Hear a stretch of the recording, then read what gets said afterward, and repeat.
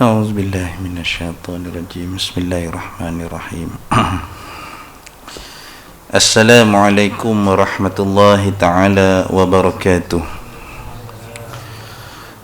الحمد لله رب العالمين الحمد لله الذي نحمده ونستعينه ونستهديه ونستغفره ونعوذ بالله من شرور أنفسنا ومن سيئات أعمالنا إنه من يهده الله فلا مضل له ومن يضلل فلا هادي له أشهد ونشهد أن لا إله إلا الله وحده لا شريك له ونشهد أن سيدنا محمدا عبده ورسوله اللهم صل وسلم على سيدنا محمد وعلى آله وصحبه أجمعين قال الله تعالى في القرآن الكريم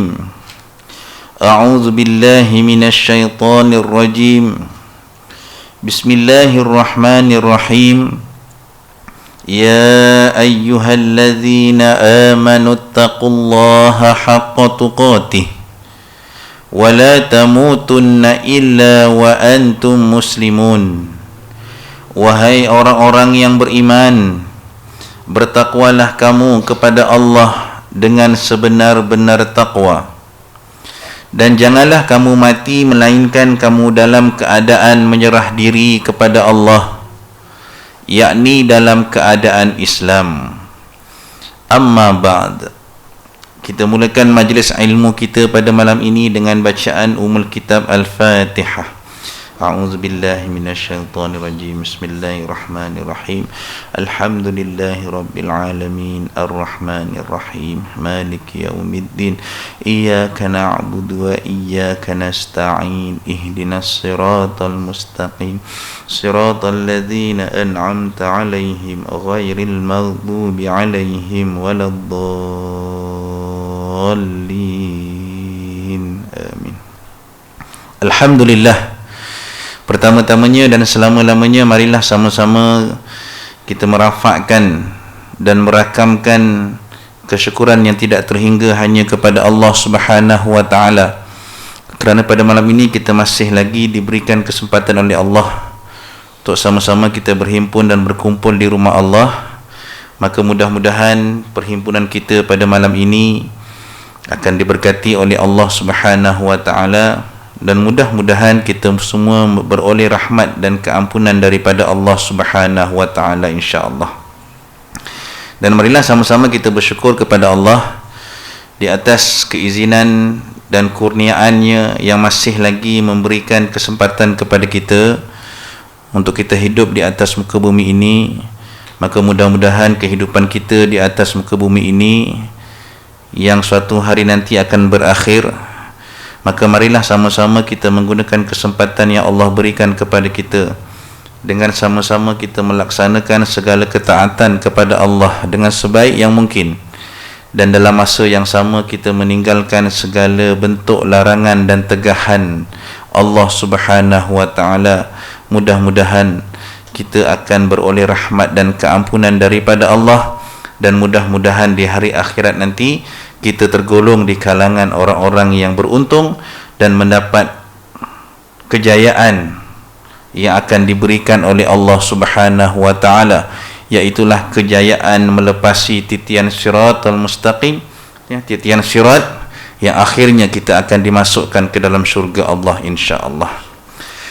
Jadi muslimin dan muslimat yang dihormati rahimakumullah, alhamdulillah kita dipertemukan pada malam ini walaupun sepatutnya minggu lepas, tapi oleh kerana ada sedikit salah faham tentang kiraan minggu jadi kebetulan minggu lepas tu ada pula jemputan di Titi Gantung. Saya ingat kelas saya ni minggu lepas bukan minggu lepas, minggu yang sebelumnya lagi tu tapi rupa-rupa kiraan di surau ini agak berbeza dengan tempat lain. Tapi tak apalah, alhamdulillah dengan izin daripada Allah malam ni kita dipertemukan Dan insya-Allah kita akan sambung perbincangan kita dalam kitab, membicarakan kitab berkenaan tentang akhlak, indahnya akhlak baginda Rasulullah sallallahu alaihi wasallam.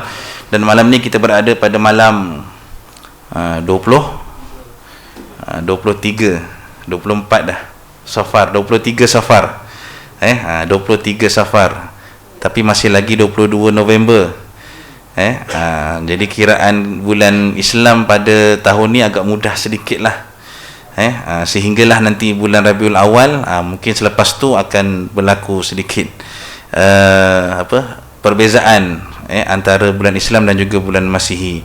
Jadi malam ni kita berada pada malam 23 Safar, dan kita akan menghampiri suatu bulan yang sangat dinanti-nantikan oleh seluruh umat Islam, iaitu bulan kelahiran baginda Rasulullah sallallahu alaihi wasallam.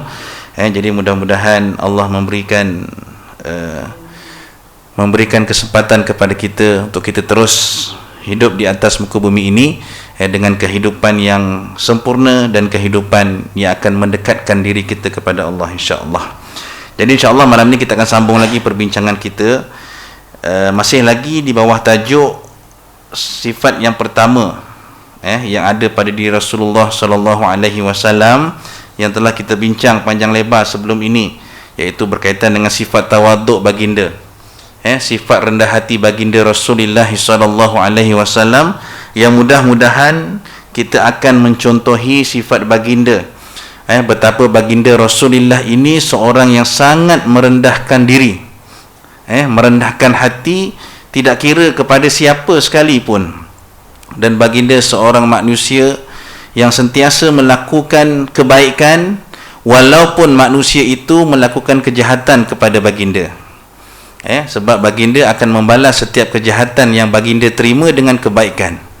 Itu sifat yang paling hebat pada diri baginda Rasulullah sallallahu alaihi wasallam, yang sepatutnya menjadi contoh kepada kita, menjadi ikutan kepada kita dalam kita menjalani kehidupan di atas muka bumi ini. Dan insya-Allah seandainya kita mampu untuk melakukannya, walaupun tidak sampai 100% daripada apa yang Nabi tunjukkan, tapi sekurang-kurangnya kita berusaha untuk mencontohi sifat baginda Rasulullah sallallahu alaihi wasallam. Dan sifat-sifat baginda ini juga menjadi contoh kepada isteri-isteri baginda. Maknanya kesan daripada sifat tawaduk baginda itu telah menyebabkan di kalangan isteri-isteri baginda pun mengamalkan, melaksanakan sifat tawaduk baginda ini dalam kehidupan seharian mereka. Ini antara kesan yang dapat dilaksanakan oleh isteri-isteri baginda, terutamanya dalam kita membicarakan tentang sifat tawaduk baginda Rasulullah sallallahu alaihi wasallam. Antara isteri baginda yang akan dibincangkan di sini, yang merupakan penghulu kepada segala wanita, iaitulah Sayyidatina Khadijah binti Khuwailid. Ini isteri baginda yang pertama. Dan isteri baginda dan baginda berkahwin dengan Sayyidatina Khadijah ini dalam keadaan pada ketika itu baginda berumur 25 tahun dan Sayyidatina Khadijah berumur 40 tahun. Itu perbezaan umur antara kedua-duanya. Kerana apa? Kerana Sayyidatina Khadijah ini lahir sebelum 15 tahun sebelum berlakunya peristiwa serangan tentera bergajah. Sebab pada tahun itulah baginda Nabi sallallahu alaihi wasallam dilahirkan. Jadi jarak antara usia kedua-duanya 15 tahun. Tapi itu tidak menjadi masalah. Dan kalau kita lihat sendiri bagaimana Sayyidatina Khadijah ini merupakan wanita Arab, seorang wanita Arab yang dianugerahi oleh Allah Subhanahu wa taala dengan harta yang melimpah. Seorang wanita bangsawan yang sangat kaya pada ketika itu. Sehingga ada ulama sirah menyatakan bahawasanya Khadijah ini antara tokoh-tokoh bangsawan yang kaya pada ketika itu. Yang paling kaya di kalangan orang Arab adalah Sayyidatina Khadijah, dengan kekayaan yang ada pada diri beliau. Walaupun begitu, walaupun beliau ni kaya, tapi beliau tidak pernah sombong dengan apa yang ada. Tidak pernah sombong. Itu sebelum dia berkahwin dengan baginda Rasulullah. Maknanya akhlaknya akhlak yang terpuji, walaupun pada ketika itu belum lagi adanya agama Islam. Jadi setelah beliau berkahwin dengan baginda Rasulullah, maka akhlaknya lagi-lagilah sangat-sangat mulia, sebagaimana akhlak yang ditunjukkan oleh baginda Rasulullah sallallahu alaihi wasallam. Dan kalau kita lihat bagaimana Sayyidatina Khadijah ini merupakan seorang yang bukan sahaja bangsawan, bukan sahaja hartawan, tetapi juga jelitawan. Semua wan tu milik dia lah. Hartawan, bangsawan, dermawan, jelitawan lagi. Sehingga ramai di kalangan pembesar Quraisy pada ketika itu, dan untuk apa, Sayyidatina Khadijah ni dia telah berkahwin 2 kali. Yang pertama meninggal, yang kedua cerai. Dan setelah baginda menjadi janda, masih lagi ramai di kalangan bangsawan Quraisy yang berebut-rebut untuk berkahwin dengan Sayyidatina Khadijah. Siapa yang tak nak seorang wanita yang hebat, yang memiliki segala-galanya dalam hidup dia? Dialah wanita yang hebat pada ketika itu, dan sehinggalah ke akhir zaman tidak ada yang dapat menandingi kehebatan Sayyidatina Khadijah binti Khuwailid. Tetapi walaupun ramai di kalangan pembesar Quraisy, antaranya Abu Jahal pun ada juga berminat dengan Sayyidatina Khadijah ni, tapi semua lamaran tu ditolak. Walaupun Abu Jahal seorang yang kaya, pembesar Quraisy yang hebat, tapi ditolak. Di atas sifat rendah hatinya Sayyidatina Khadijah binti Khuwailid ini. Jadi dia memilih berkahwin dengan Nabi Muhammad sallallahu alaihi wasallam, bukan dengan pemuda-pemuda Arab lainnya. Kerana apa? Kerana dia melihat pada diri baginda Rasulullah sallallahu alaihi wasallam memiliki kepribadian yang sangat mulia. Itu yang menjadi pemilihan, yang menjadi titik pemilihan Sayyidatina Khadijah dalam memilih calon suaminya. Dia tidak memilih seorang yang kaya, seorang yang hebat di kalangan pembesar-pembesar, tidak. Tapi dia memilih dan dia melihat kepribadian yang sangat mulia, dan pribadi itu ada pada diri baginda Rasulullah sallallahu alaihi wasallam. Perkahwinannya dengan baginda terjadi ketika baginda sedang memerlukan pekerjaan.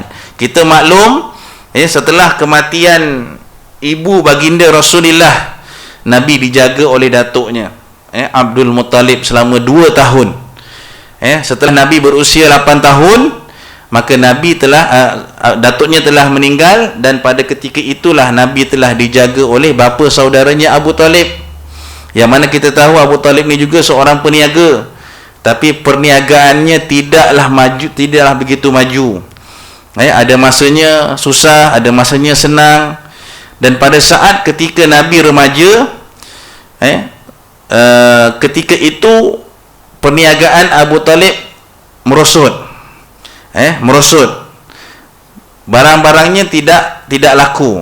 Yang akhirnya Abu Talib telah mencadangkan kepada baginda Rasulullah sallallahu alaihi wasallam supaya terlibat terhadap dengan perniagaan yang dibuat oleh Sayyidatina Khadijah. Sebab pada waktu tertentu, bila adanya rombongan dagangan ini, perniagaan Sayyidatina Khadijah ni sangat meluas sehingga ke negara Syam dan sebagainya. Maka pada musim perniagaan itu, biasanya Sayyidatina Khadijah akan mencari di kalangan pemuda-pemuda yang ingin membawa barang dagangannya ke Syam. Maka pada ketika itulah Abu Talib telah mencadangkan kepada baginda Rasulullah sallallahu alaihi wasallam supaya menawarkan dirinya untuk memperdagangkan barang dagangan Sayyidatina Khadijah binti Khuwailid ke Syam. Abu Talib menyarankan Nabi Muhammad menolong menjualkan barang dagangan Khadijah dengan harapan mudah-mudahan Allah Subhanahu wa taala menganugerahi mereka rezeki yang melimpah, hasil keuntungan perniagaan tersebut. Sebab waktu tu keadaan Abu Talib dengan anak yang ramai, dalam satu riwayat ada waktu dan ketikanya makanan tak cukup. Tapi walau bagaimana keadaan sekalipun, Abu Talib lebih mengutamakan Nabi SAW. Ini sayangnya Abu Talib kepada baginda Rasulullah SAW. Dalam kitab Uyunul Atsar fil Fununil Maghazi Wasyar dikisahkan bahawa di kalangan bangsa Quraisy Rasulullah SAW terkenal dengan julukan Al-Amin. Ini kita sedia maklumlah. Gelaran kepada baginda Rasulullah SAW. Pada usia remajanya beliau telah mendapat gelaran Al-Amin, iaitu orang yang sangat-sangat dipercayai. Orang yang sangat dipercayai, walaupun ketika itu Nabi belum dilantik sebagai Rasul, tapi sifat dan juga akhlak yang ada pada diri baginda menyebabkan semua masyarakat Arab pada ketika itu sangat tertarik dengan baginda. Dan jujurnya Nabi ini dalam setiap apa yang Nabi buat, sehingga kan kebanyakan daripada pembesar-pembesar Quraisy pada ketika itu, sebelum Nabi menjalankan perniagaan Sayyidatina Khadijah, Nabi mengembala kambing. Ramai di kalangan pembesar-pembesar Quraisy yang nak menyerahkan kambing-kambingnya untuk dijaga kepada Nabi, kerana kejujuran yang ada pada baginda Rasulullah SAW. Begitu juga dalam perniagaan barang dagangan yang Nabi jalankan. Nabi tak pernah pun nak songlap duit, tak pernah pun nak ambil sikit. Walaupun perniagaannya perniagaan yang laku, yang sangat laku, sehingga Sayyidatina Khadijah mendapat keuntungan berlipat-lipat ganda, tidak ada pun sedikit daripada duitnya itu diambil oleh baginda Rasulullah. Jujurnya Nabi SAW. Baginda diberi julukan ini kerana kejujuran dan perilakunya yang mulia. Waktu itu Rasulullah baru berumur 15 tahun. Kita tahu dalam peristiwa ketika mana Mekah dilanda banjir, hanyutnya batu Hajarul Aswad, maka setelah Kaabah dibina semula, maka di kalangan pembesar-pembesar Quraisy yang banyak kabilah, masing-masing beranggapan mereka layak untuk meletakkan batu itu di tempat asalnya. Mereka berebut-rebut, mengatakan kamilah yang layak, kami daripada Bani yang terpilih. Kalau di Mekah tu banyak puak-puak, banyak Bani, Bani Thaqifnya, Bani Mustaliknya, banyak puak-puak yang ada di Mekah pada ketika itu. Masing-masing beranggapan mereka lebih layak untuk mengangkat batu Hajarul Aswad dan diletakkan di tempat yang sepatutnya, tempat yang sedia asalnya. Akhirnya mereka bincang-bincang, tak ada jalan putus. Akhirnya Nabi mencadangkan, dalam perbincangan itu Nabi mencadangkan, barang siapa yang mula-mula sekali memasuki Masjidil Haram pada ketika itu, maka dialah yang layak untuk meletakkan batu Hajarul Aswad. Bila besoknya sampai saja pembesar, mereka melihat orang yang pertama siapa? Nabi Muhammad SAW. Tapi Nabi tidak mementingkan diri sendiri. Nabi tak ambil batu tu letak di tempat asalnya. Tapi dengan kepintaran baginda, dengan sifat yang adil pada diri baginda, baginda telah mengambil sehelai kain, diletakkan batu itu di atas kain tersebut, dan setiap ketua daripada setiap kabilah mengangkat kain tersebut, dan kemudian dibawanya kain itu, yang di atas kain itu ada batu Hajarul Aswad, dibawa ke tempat asalnya. Bila sampai ke tempat tersebut, Nabi meletakkannya di atas tempat yang sepatutnya. Maka sejak daripada itulah Nabi mendapat gelaran Al-Amin, seorang yang sangat dipercayai dalam usia yang sangat muda, 15 tahun pada ketika itu. Anak-anak muda kita hari ini bagaimana? Kita percaya ke tak percaya? Yang tu terpulang pada kita lah selaku ibu dan ayah. Bagaimana didikan kita kepada anak-anak kita. Maka sebab tu kita kena berusaha untuk mencontohi baginda Rasulullah sallallahu alaihi wasallam. Suatu hari Abu Talib berkata kepada baginda Rasulullah, "Wahai putera saudaraku, saya adalah orang yang tidak punya harta. Keadaan sekarang ini sangat sulit bagi kita. Umurku semakin tua dan tidak mampu berbuat apa-apa lagi. Kita juga tidak punya barang dagangan. Tak laku, kalau ada pun tak laku." Susah hidup Nabi, susah hidup Abu Talib pada ketika itu. Dengan nak menyara anak-anaknya lagi. Sekarang ini ada kafilah ataupun rombongan dagang yang hendak pergi ke Syam. Biasanya Khadijah mencari orang daripada kaummu ini untuk menguruskan kafilah dagangannya dengan upah yang lumayan. Bagaimana kalau kamu menawarkan diri bekerja dengannya? Kalau kamu mahu, saya akan menyampaikan hal ini kepadanya. Meskipun sebenarnya saya berat hati kamu pergi ke Syam, kerana saya juga khawatir kamu bertemu dengan orang Yahudi. Sebab pada ketika umur Nabi 12 tahun, Nabi telah mengikut bapa saudaranya Abu Talib pergi ke Syam untuk memperdagangkan barang dagangan milik Abu Talib. Dan pada ketika itulah Abu Talib telah bertemu dengan seorang pendeta Nasrani yang bernama Buhairah. Dia tengok Nabi ni pelik sikit. Dia panggil Abu Talib, kata, "Wahai Abu Talib, siapa tu?"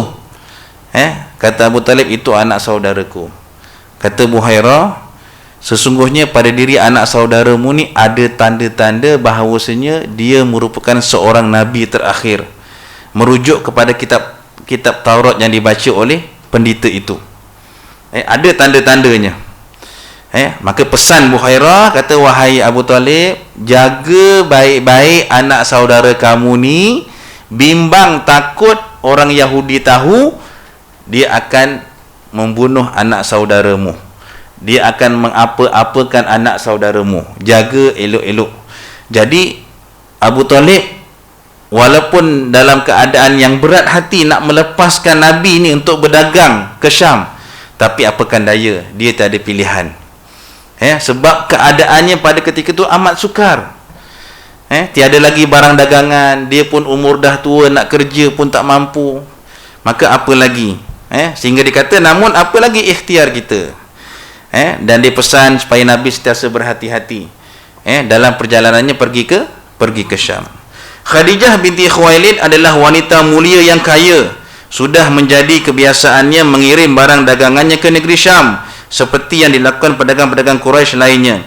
Bagi tujuan itu, dia mengupah orang dengan upahnya berdasarkan keuntungan penjualan dan peratus yang disepakati sebelumnya. Ni konsep mudharabah ni. Jual barang, berapa untung, bahagi. Ni konsep mudharabah. Konsep bersama-sama dalam menjalankan perniagaan. Kita ada barang, kemudian kita minta orang jual, kemudian berapa untung yang dapat, maka dibincangkan berapa peratus yang perlu dapat. Ini konsep mudharabah. Rasulullah pun menyanggupi tawaran bapa saudaranya itu dan berkata, "Semoga dia mengutusku melakukan pekerjaan itu." Perkara itu pun disampaikan kepada Khadijah yang sudah sering mendengar cerita tentang kejujuran Muhammad, sifat tawaduk dan kemuliaan akhlaknya, memutuskan memilih baginda pergi ke Syam dengan membawa barang dagangannya. Maknanya cerita Nabi jujur ni dah heboh dah. Maknanya semua orang dah tahu dah. Sehingga Khadijah ni pun tahu dah tentang cerita Nabi ni. Sifat Nabi, akhlak Nabi ni yang tawaduk, yang jujur. Dan dia memang menunggu-nunggu supaya Nabi ini menjadi orang yang akan menjalankan perniagaannya atas kejujuran sifat baginda Rasulullah sallallahu alaihi wasallam. Dia berkata kepada baginda, Khadijah berkata kepada Rasulullah, "Yang mendorongku memilihmu adalah kejujuranmu dan kemuliaan akhlakmu." Bukan kerana Nabi ini tampan, bukan kerana Nabi ini tampan, tapi kerana Khadijah ini tertarik dengan Nabi. Nabi memang tampan, tapi bukan itu kriteria yang Khadijah pilih untuk Nabi menjalankan perniagaan. Tetapi kriteria yang Nabi nampak pada diri baginda Rasulullah adalah kerana kejujuran dan indahnya akhlak baginda Rasulullah walaupun belum dilantik sebagai seorang rasul pada ketika itu. Itu kriteria yang dipilih oleh Khadijah. Saya akan memberi kamu upah 2 kali ganda daripada upah yang biasanya saya berikan kepada orang lain. Dia tahu dah. Dan dia dengar cerita-cerita yang sebelum itu. Maka ditawarkan upah 2 kali ganda kepada baginda Rasulullah sallallahu alaihi wasallam. Kemudian Nabi pun menyanggupi tugas tersebut dan baginda menemui Abu Talib dan menceritakan semuanya. Abu Talib berkata, sesungguhnya ini adalah rezeki Allah untukmu. Ini adalah kurniaan Allah kepada baginda Rasulullah sallallahu alaihi wasallam. Dan Rasulullah pun pergi ke Syam bersama dengan khadam Khadijah yang bernama Maisarah. Maisarah ni lelaki bukan perempuan salah seorang hamba sahaya Khadijah. Sebelum pergi, bapa-bapa saudara baginda berpesan kepada orang-orang yang berangkat ke Syam supaya menjaganya dengan baik. Sebab waktu tu Nabi belum dilantik menjadi rasul. Jadi semua bapa saudaranya termasuk Abu Jahal, Abu Lahab, semua sayang pada Nabi. Sebab waktu tu Nabi belum dilantik menjadi rasul. Jadi semua bapa saudaranya berpesan kepada Maisarah, jaga elok anak saudara aku ni, jangan sampai ada orang yang nak mengusiknya ataupun sebagainya. Dipesan elok-elok. Ketika baginda dan Maisarah tiba di pasar Basrah, mereka berehat di bawah sebatang pokok berhampiran biara yang dijaga oleh rahib bernama Nusur. Sampai di Pekan Basrah, mereka berehat dan Nabi duduk di bawah sepohon pokok yang tak pernah orang duduk bawah pokok tu. Tak pernah orang duduk. Nabi seorang saja yang duduk bawah pokok tu. Rahib tersebut, Nusur ni, yang sudah mengenali Maisarah, sebab Maisarah ni memang ulang-alik ke Syam. Dia yang menjalankan perniagaan Khadijah sebelum itu. Dia ulang-alik. Jadi pada hari ini, rahib ini yang bernama Nusur dikenal sangat dengan Maisarah ni. Dia pun tanya pada Maisarah, siapa yang sedang berehat bawah pokok tu? Kata Maisarah, dia itu adalah orang Quraisy penduduk Mekah. Orang Quraisy penduduk Mekah. Kata rahib Nusur, dia kata tidak ada orang yang berehat di bawah pohon ini kecuali dia seorang Nabi. Rahib Nusur dah tahu dah. Sebab sebelum tak pernah ada orang pernah rehat bawah pokok tu. Datang Nabi rehat bawah pokok tu. Allah gerakkan hati Nabi berehat bawah pokok tu. Dan pada ni tahu berdasarkan kepada pembacaan-pembacaan dalam kitab-kitab yang dibaca sebelum ini, dirujuk kitab Taurat dan sebagainya, ada ciri-ciri yang disebut dalam kitab Taurat tentang Nabi akhir zaman. Antaranya yang disebut ni lah, tidak ada seorang pun yang berehat, yang duduk di bawah pokok tersebut kecuali dia itu adalah seorang Nabi. Ni rahib Nusur. Sebab waktu tu Islam tak ada lagi. Jadi mereka berpegang dengan kitab Taurat dan juga Injil. Kemudian rahib itu bertanya lagi, apakah di matanya ada warna kemerah-merahan? Macam tilik pula kan. Tapi bukan tilik. Ini hasil pembacaan rahib dalam kitab-kitab yang dibaca dalam agama Yahudi pada ketika itu. Kata Maisarah, benar sekali apa yang kamu katakan. Maknanya dia tahu dah. Kalau orang yang duduk bawah pokok tu memang tu orang itulah yang akan menjadi nabi. Berdasarkan pada tanda-tanda yang ada pada diri baginda Rasulullah sallallahu alaihi wasallam. Rahib itu berkata lagi, berarti benar dialah nabi terakhir kalaulah saya dapat bersamanya ketika dia diusir oleh kaumnya nanti. Maknanya bila dia dengar, bila dia tahu ciri-ciri yang ada pada diri nabi itu, dia berharap yang dia akan hidup panjang. Dan dia tahu maknanya peristiwa nabi diusir oleh kaumnya telah diketahui oleh rahib Nusur lagi. Bila peristiwa nabi diusir, ketika mana nabi dipulaukan, dipulaukan oleh penduduk Mekah pada ketika itu, nabi berlapar dan sebagainya. Dan dalam peristiwa hijrah pun nabi diusir oleh penduduk-penduduk Mekah pada ketika itu. Dan rahib ini berharap sangat dia akan masuk ke dalam agama Islam dan dia akan bersama-sama dengan nabi ketika mana nabi diusir oleh kaumnya, tapi tak sempat. rahib ini meninggal sebelum Nabi dilantik menjadi Rasul. Tak sempat. Kemudian Rasulullah SAW masuk ke pasar Basrah dan menjual barang-barang dagangannya yang dibawanya. Ketika sedang menjual barang dagangan tersebut, baginda berselisih pendapat dengan seorang berkenaan harga suatu barang.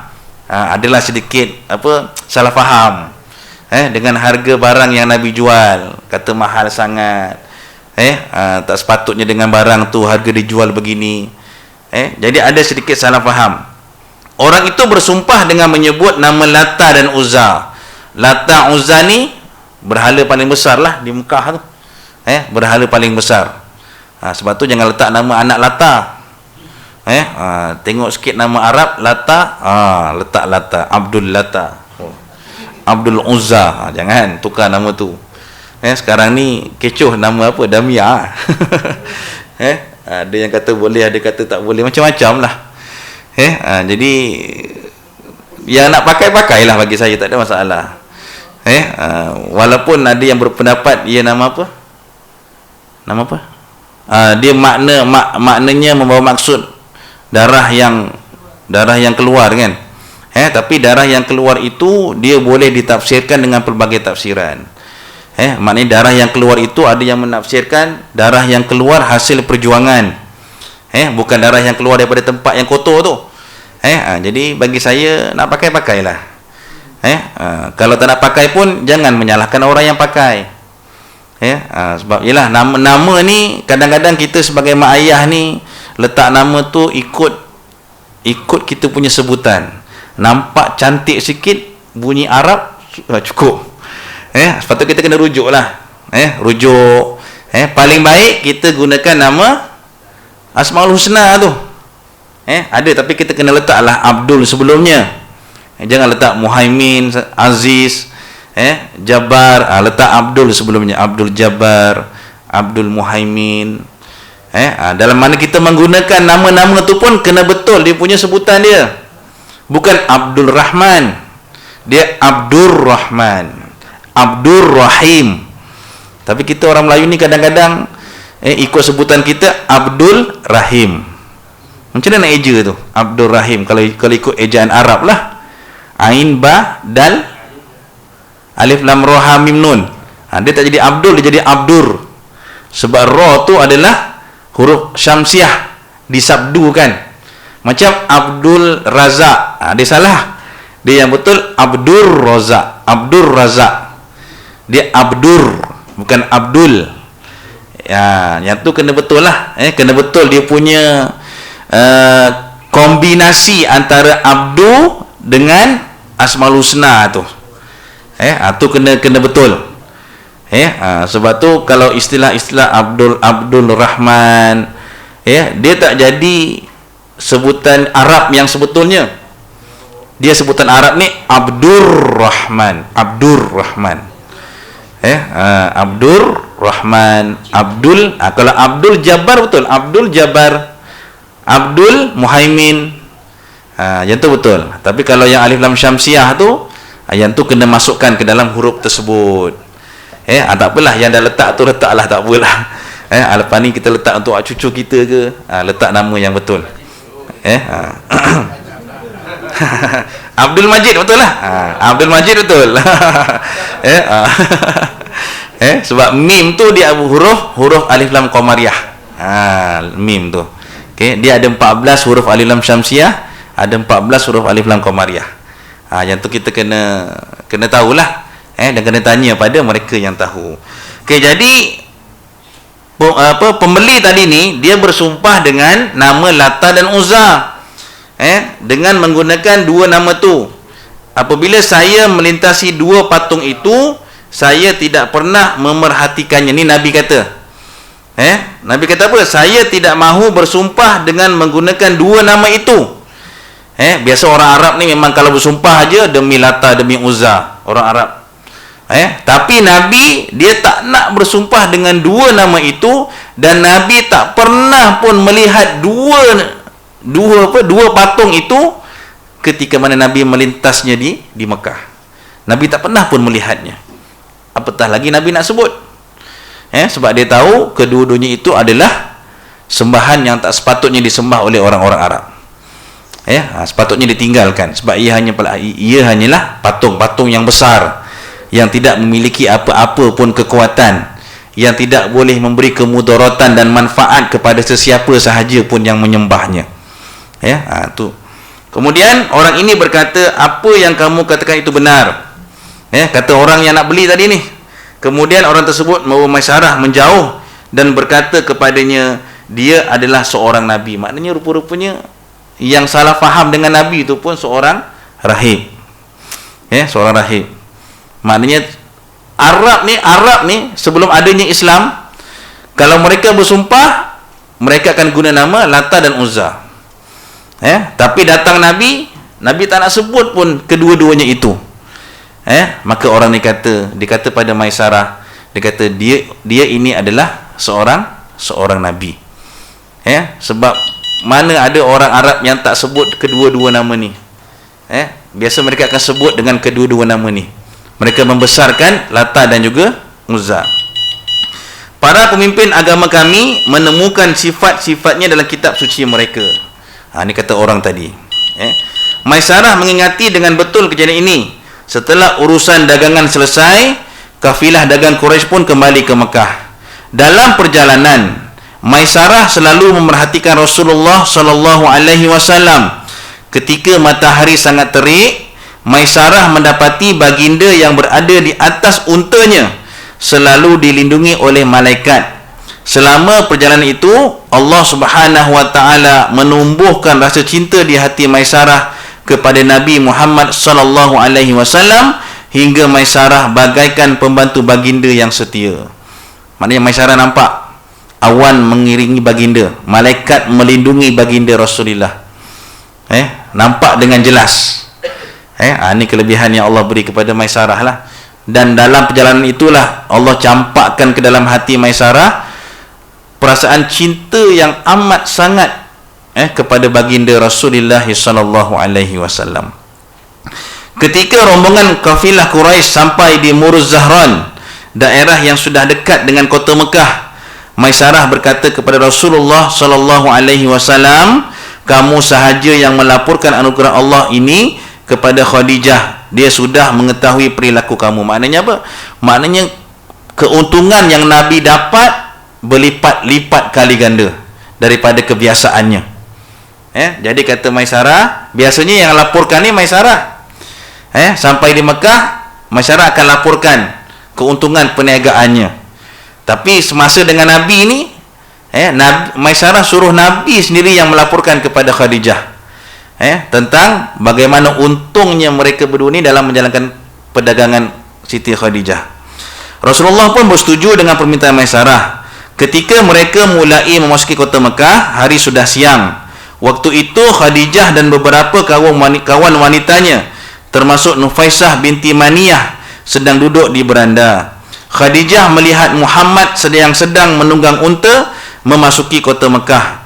Dia juga melihat malaikat yang melindungi Muhammad daripada pancaran cahaya matahari. Maknanya malaikat mengiringi Nabi daripada Syam sampailah ke Mekah. Dapat dilihat oleh Maisarah, dapat dilihat oleh Khadijah binti Khuwailid. Khadijah memberitahu kawan-kawannya sehingga mereka turut kehairanan. Kawannya tak nampak. Tapi itulah yang diceritakan oleh Khadijah kepada rakan-rakannya. Khadijah menanyakan hal yang dilihat kepada Maisarah. Maisarah berkata, saya melihat malaikat itu semenjak kami keluar dari Syam. Maisarah juga menceritakan kepada Khadijah perihal ucapan rahib Nusur dan seseorang yang berselisih pendapat dengan baginda di pasar. Dia cerita semua apa yang berlaku kepada Khadijah.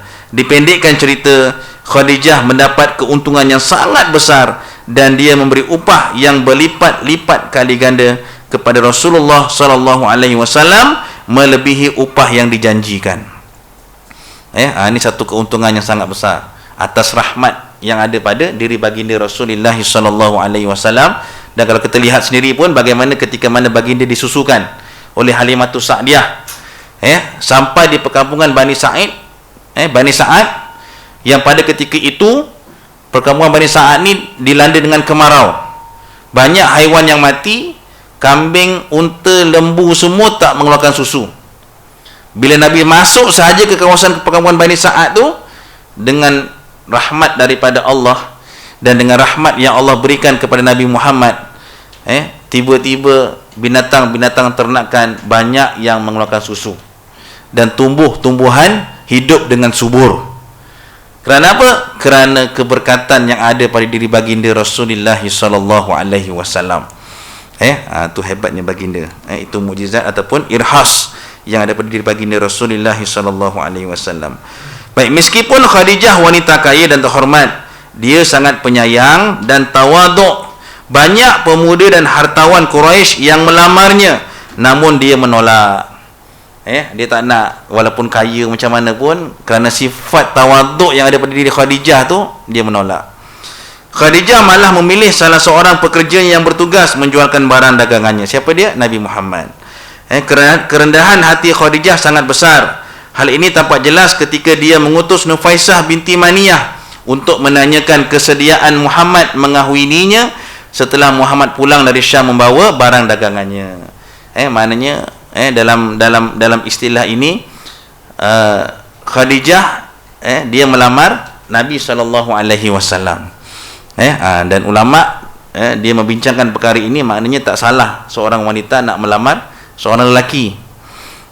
Yang lelaki tunggu je lah kat rumah, tunggu wanita tunggu datang seorang wanita kaya ke datang untuk melamar. Jadi tak ada masalah, tak ada isu. Sebab apa? Sebab perkara ini berlaku kepada Nabi SAW.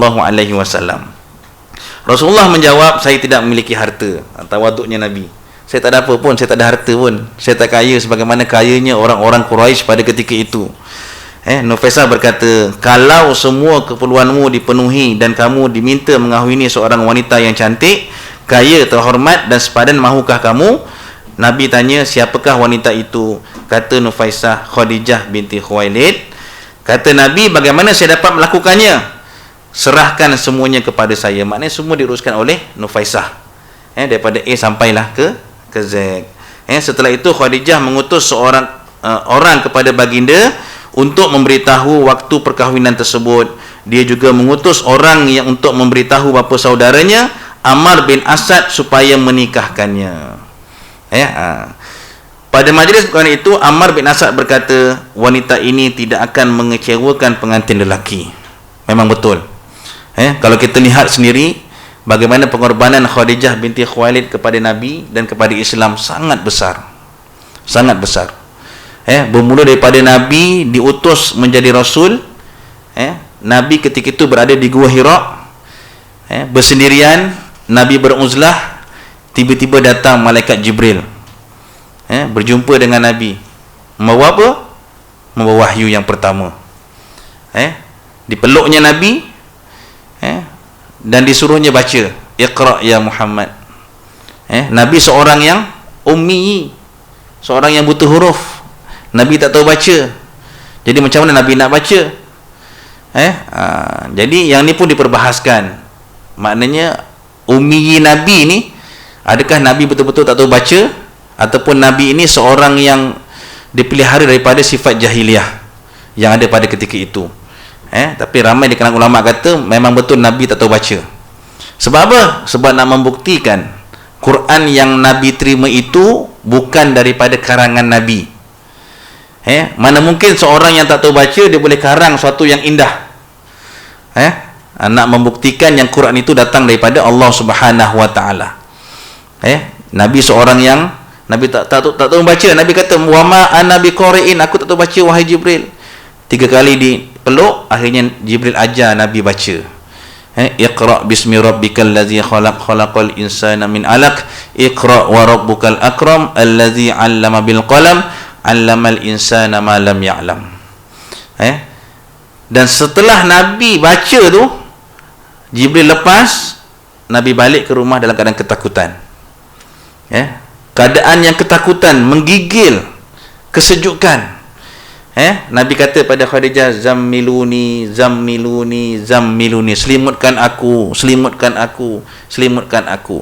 Dan Khadijah sebagai seorang isteri yang hebat, seorang isteri yang tawaduk, seorang isteri yang penyayang, dia tak tanya kenapa ni, kenapa.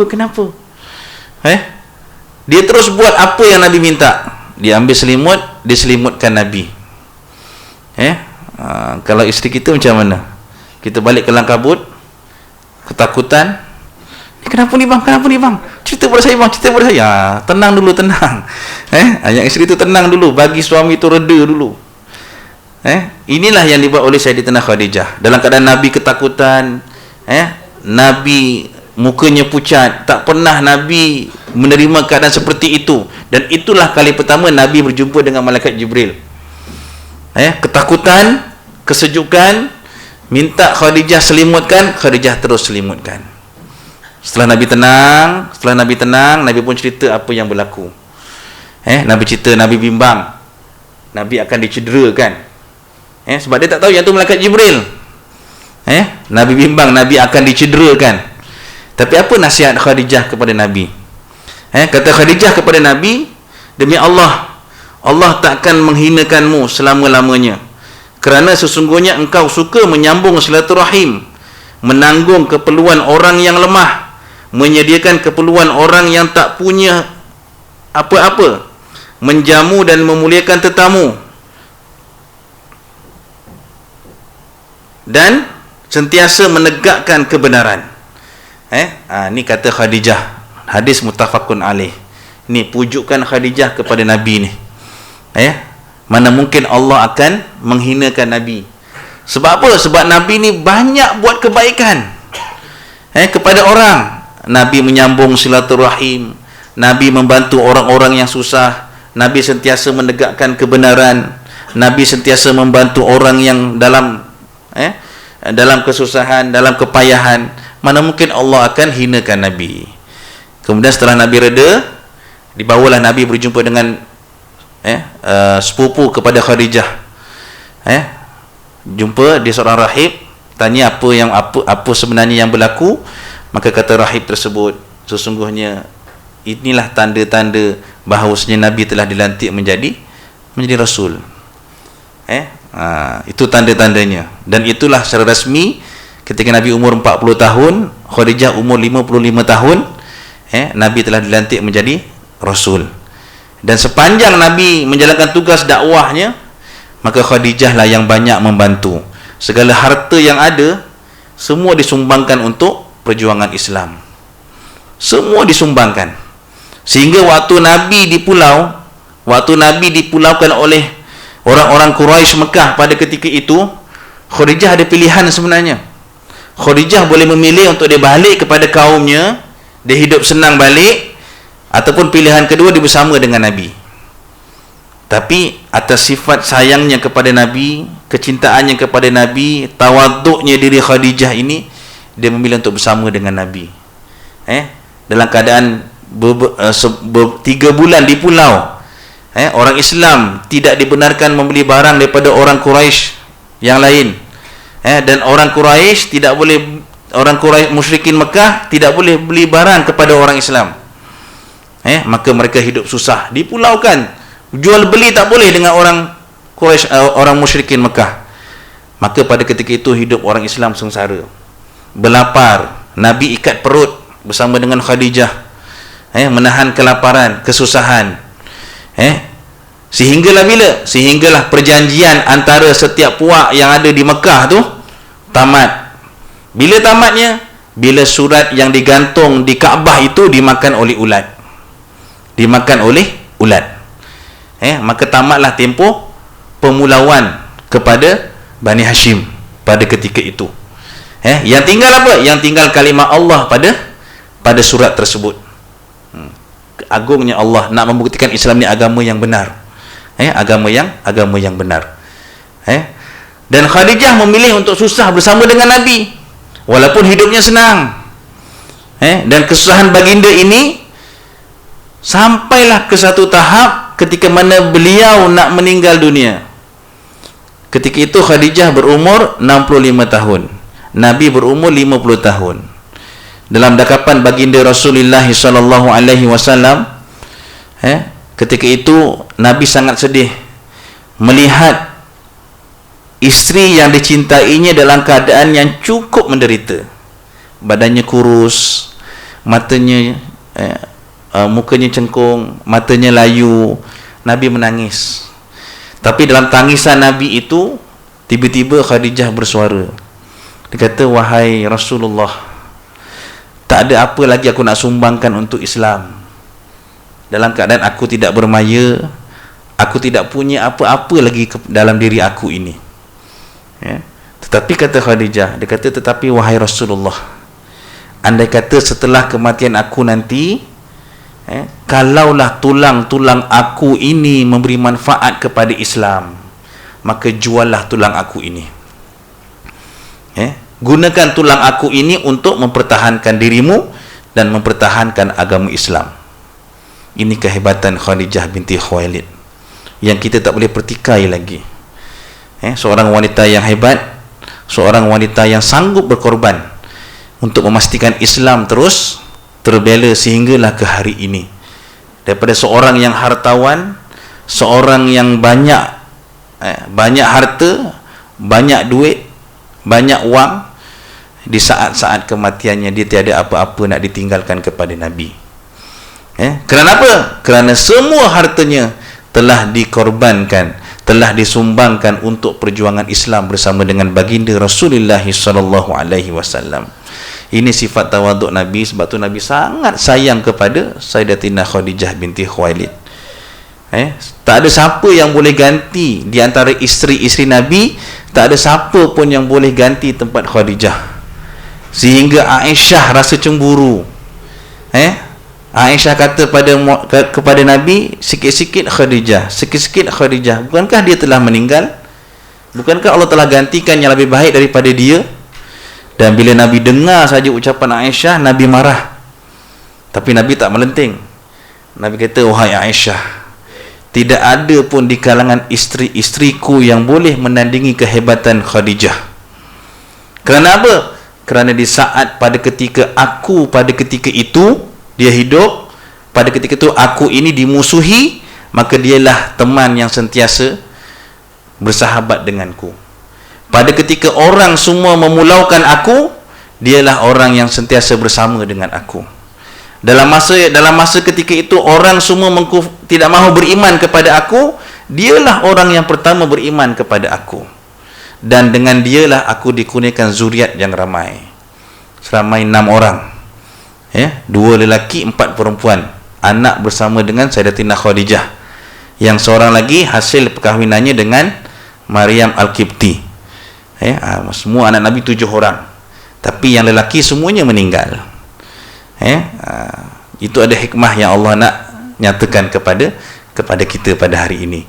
Jadi nak cerita betapa besarnya pengorbanan Sayyidatina Khadijah dalam keadaan seorang yang mewah hidupnya, senang keadaannya pada ketika itu, tapi dia memilih untuk bersama dengan baginda Rasulullah sallallahu alaihi wasallam yang dia memang tahu, sebab cerita Nabi ni memang dah tersebar dah sebelum Nabi dilantik menjadi Rasul. Dan dia tahu risiko yang akan dia tanggung sekiranya dia berkahwin dengan Nabi. Tapi dia tetap memilih untuk bersama dengan Nabi. Kerana apa? Kerana sifat yang mulia dalam dirinya dan sifat tawaduk yang ada pada diri Sayyidatina Khadijah binti Khuwailid. Jadi itulah antara perkara-perkara yang menjadi contoh kepada kita pada hari ini. Maka mudah-mudahan sifat yang ada pada diri baginda Rasulullah ini dan sifat yang ada pada diri Sayyidatina Khadijah menjadi satu pedoman dalam hidup kita dan menjadi contoh untuk kita cuba laksanakan dalam kehidupan kita. InsyaAllah mudah-mudahan kita semua akan hidup dalam keadaan yang bahagia dan sentiasa mendapat rahmat daripada Allah Subhanahu wa taala. Ummu Jamil. Apa kata Ummu Jamil? Ummu Jamil bin Harb, isteri Abu Lahab, adalah wanita yang sangat benci kepada baginda. Ummu Jamil ni siapa? Isteri Abu Lahab. Isteri Abu Lahab ni pun Allah sebut dalam Al-Quran. Dalam surah Al-Masad. Tabbat yada abi lahabin wa tab. Ma aghna anhu maluhu wa ma kasab. Sayaslana ranza talahab wa imra'atuh. Dan perempuan pada Abu Lahab. Siapa perempuan dia? Ummu Jamil ni lah. Dia seorang yang cantik, Ummu Jamil ni, tapi tidak beriman kepada Allah. Sebab tu namanya Ummu Jamil, ibu kecantikan. Maknanya antara wanita-wanita Arab ni selain Khadijah, Ummu Jamil juga seorang yang cantik, tapi dia tidak beriman kepada Allah. Dan dia seorang yang suka menyakiti Nabi, suka letak duri di jalanan, supaya Nabi ni terpijak duri. Dia suka menyakiti Nabi, yang akhirnya Allah rakamkan dia bersama suaminya dalam surah Al-Masad. Allah hina balik kedua-duanya. Baik, dia selalu mendorong suaminya Abu Lahab supaya menghalang dakwah Nabi, hingga akhirnya Allah menurunkan ayat yang mengancam Abu Lahab dan isterinya dengan ancaman neraka. Ummu Jamil juga menyuruh dua anaknya menceraikan dua puteri Nabi Muhammad, Ruqayyah dan Ummu Kalsum. Maknanya ada dua orang anak Abu Lahab ni berkahwin dengan anak Rasulullah. Dengan maksud apa? Ummu Jamil melakukannya dengan maksud menekan jiwa Rasulullah dan juga Khadijah. Maknanya perkahwinan yang mereka rancang itu perkahwinan yang ada tipu helah. Untuk apa? Untuk memberi tekanan kepada Nabi, dan memberi tekanan kepada Sayyidatina Khadijah. Menghadapi keadaan seperti ini, Khadijah tetap tabah dan sabar, selalu mengharap pertolongan dan pahala daripada Allah Subhanahu wa taala. Kerana apa? Kerana dia melihat diri Nabi, suaminya, seorang yang sabar, maka dia juga perlu sabar. Dia perlu tabah dalam menghadapi segala apa yang berlaku kepada baginda Rasulullah sallallahu alaihi wasallam, sebab dia tahu bila berkahwin dengan seorang rasul, maka pelbagai halangan, pelbagai dugaan akan dia hadapi. Dan Khadijah seorang wanita yang hebat, dia mampu hadapinya, sehinggalah di saat-saat akhir kehidupan beliau pun masih lagi ingin memberikan sumbangan kepada Islam. Jadi apa sumbangan kita kepada Islam pada hari ini? Kita kena fikirkan bersama. Paling tidak pun kita kena sentiasa menjadi orang yang berusaha untuk memastikan Islam ini terus bertahan sehinggalah ke hari akhirat. Dan inilah janji Allah. Jangan kita menjadi orang yang meruntuhkan Islam. Nampak pada zahirnya bukan kita menjadi orang yang meruntuhkan, tapi pada batinnya begitulah keadaannya. Sebab apa? Sebab Nabi sebut as-salatu imaduddin, faman aqamaha faqad aqamad-din wa man tarakaha faqad hadamad-din. Antara ciri-ciri orang yang meruntuhkan agama, orang yang tidak sembahyang. Barang siapa yang meninggalkan sembahyang, maka dialah orang yang meruntuhkan agama. Kadang-kadang kita hebat berbincang tentang perkara-perkara berkaitan Islam, tapi rupa-rupanya bukan kita lah, di kalangan masyarakat kita ni, bila sebut perkara-perkara yang furuk, dia hebat, ni tak boleh, ni bid'ah dan sebagainya, tapi dia tak sembahyang. Sebenarnya dialah orang yang meruntuhkan agama. Dan Nabi sebut itu ciri-ciri orang yang meruntuhkan agama, iaitu orang yang tidak sembahyang. Jadi kita jangan jadi orang yang meruntuhkan agama. Kita kena istiqamah dengan amal perbuatan kita. Mudah-mudahan Islam terus tertegak, dan dalam masa yang sama kita hendaklah bersama-sama dengan saudara-saudara kita di negara-negara yang sedang bergolak pada ketika ini. Sebab mereka berjuang bukan atas dasar bangsa, mereka berjuang bukan atas dasar negara, tapi mereka berjuang atas dasar agama Islam yang kita anuti sekarang ini bersama dengan mereka. Jadi isu yang berlaku kepada mereka bukan isu negara, bukan isu bangsa, tapi isu agama, yang menjadi sepatutnya menjadi pegangan kepada kita bersama dengan mereka. Di Palestin yang sering berlaku penindasan, kezaliman kepada orang-orang Islam, maka apa peranan kita? Kalau tak mampu kita nak berjuang bersama mereka, setiap masa, setiap ketika tadahkan tangan doa pada Allah. Sekarang ni pula di Myanmar, isu Rohingya yang sepatutnya menjadi suatu teladan kepada kita. Sekarang ni, ialah saya pun tak berapa setuju bila negara kita menghantar pasukan bola sepak ke negara Myanmar untuk Piala AFF Suzuki. Dalam masa yang sama, saudara Islam kita di sana ditindas, dizalimi, dibunuh, dirogol, anak-anak kecil dibunuh, dibom dan sebagainya. Maka di mana sensitiviti kita kan sebagai orang Islam? Mereka tak ada tempat nak pergi. tu sepadan tu ditutup oleh Bangladesh.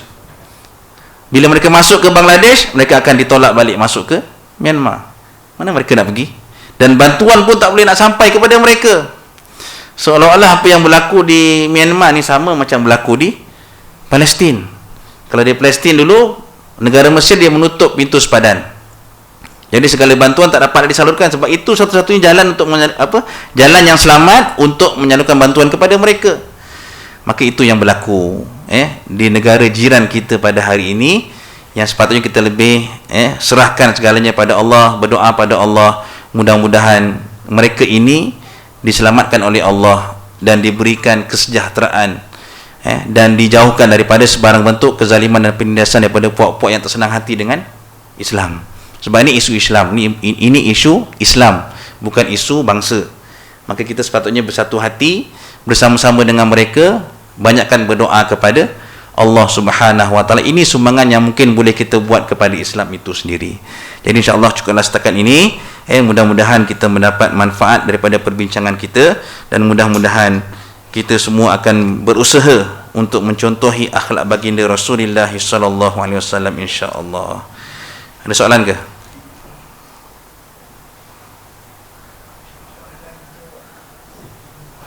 Ya.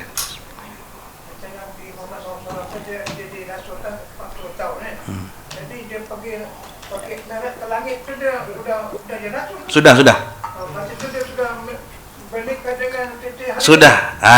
Dan pada ketika Nabi naik ke langit tu, peristiwa Mi'raj tu, pada ketika itu Khadijah telah wafat, telah meninggal. Dan itu antara sebab kenapa Nabi di-Mi'rajkan. Nabi kehilangan dua orang yang sangat dikasihi, Nabi sedih. Jadi untuk menghiburkan Nabi, Nabi telah di-Mi'rajkan, naik bertemu dengan Allah Subhanahu wa taala. Jadi kesimpulannya, adakah bila mana kita sedih kita kena pergi berjalan? Kita berkelahi dengan isteri, sedih. Seorang pergi ke Ipoh, seorang pergi ke Teluk Intan. Nak menghiburkan hati. Bukan begitu.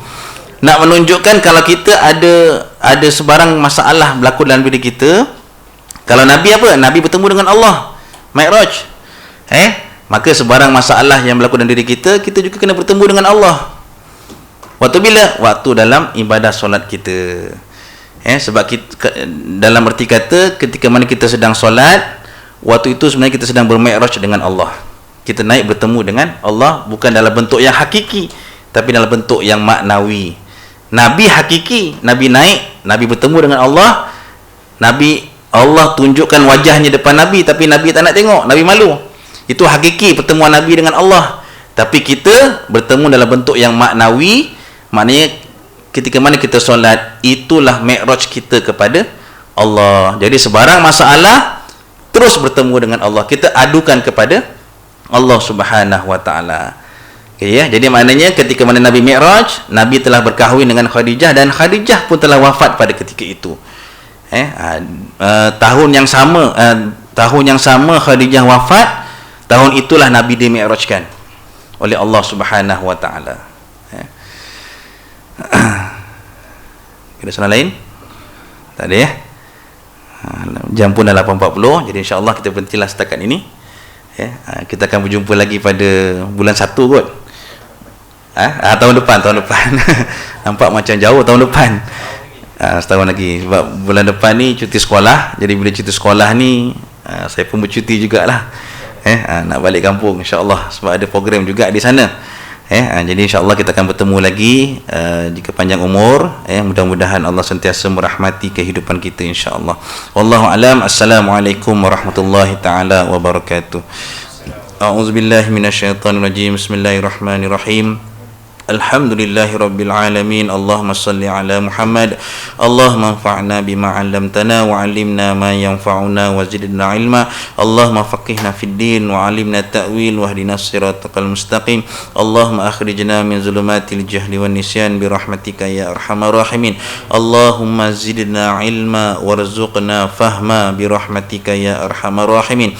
Allahumma inna na'udzubika min 'ilmin la yanfa' wa min qalbin la yakhsha ومن نفس لا تشبع ومن دعاء لا يسمع برحمتك يا أرحم الراحمين والحمد لله رب العالمين سبحانك اللهم وبحمدك أشهد أن لا إله إلا أنت أستغفرك وأتوب إليك بسم الله الرحمن الرحيم والعصر إن الإنسان لفي خسر إلا الذين آمنوا وعملوا الصالحات وتواصوا بالحق وتواصوا بالصبر